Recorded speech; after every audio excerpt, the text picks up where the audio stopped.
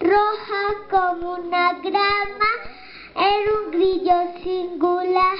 Todos sus compañeros se reían sin parar y nuestro buen amigo solo y triste se quedó. Pero Navidad llegó, Santa Claus bajó, a Rudolf lo eligió por su singular nariz.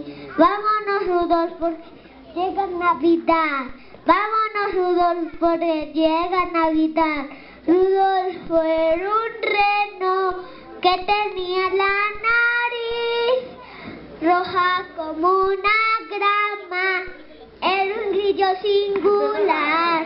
Todos sus compañeros se reían sin parar y nuestro buen amigo solo y triste se quedó. Pero Navidad llegó, Santa Claus bajó, a Rudolf lo eligió por su singular nariz. Vámonos, Rudolf, porque ya llega Navidad. Vámonos, Rudolf, porque ya llega Navidad.